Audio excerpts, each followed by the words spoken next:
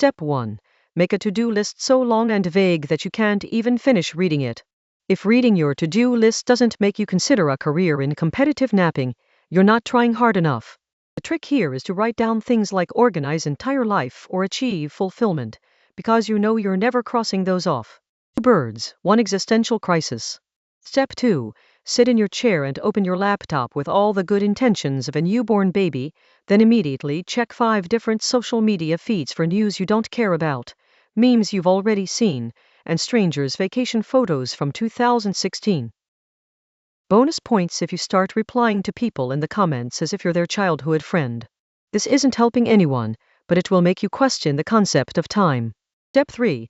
Once you're sufficiently dissociated, stand up for some movement breaks, by which I mean pace, between the kitchen and your bedroom like a hallucinating Sims character whose pathfinding AI is broken.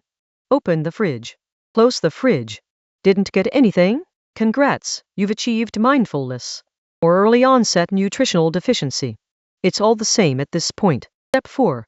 Consider starting your actual work, but instead, become obsessed with a task that matters even less. Become an archaeologist for your own desktop files. Open folders called Stuff and More Stuff and Final This is it. DocX. Open each one, close it, sigh dramatically, repeat. If you find the energy to rename something, accidentally name it Ostschitz just to remind future you that you've given up. Step 5. Brew some coffee, even if you hate coffee, because someone said productivity lives inside caffeine. Instead, notice how the act of waiting for water to boil is, in itself, a form of meditation. Listen to the bubbles and realize that your existence, too, is just heated chaos about to spill over. Inner peace, acquired via your electric kettle. Step 6. Decide you need to get in the zone, so you curate a playlist that takes an hour to make. But this song's vibe is wrong for productivity, it's too uplifting, you mumble, skipping through tracks like you're a war general deciding who gets drafted. Finally, settle on a 10-hour YouTube loop of rain sounds. You hate rain. Good. Suffer. Step 7. Sit back down and stare at your work.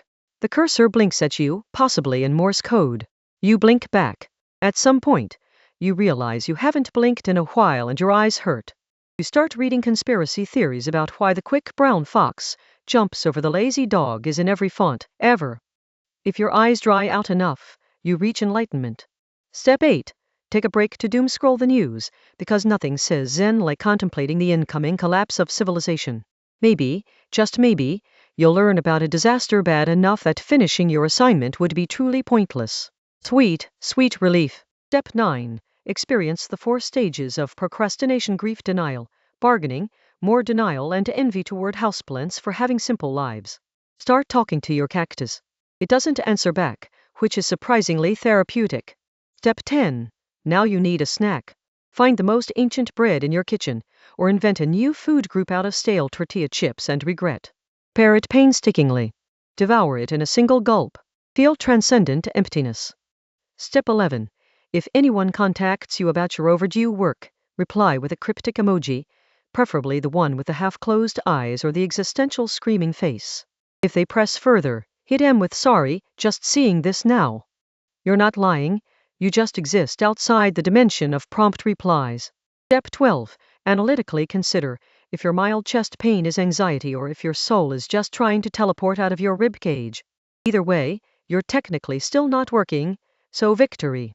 Step 13. Open Google and start an intense, philosophical search. Is stress a personality trait? How to get rich with 0 skills? Am I allowed to sleep now? You get distracted by a clickbait quiz. Which kind of bread are you? You get potato roll. Existential crisis intensifies. Step 14.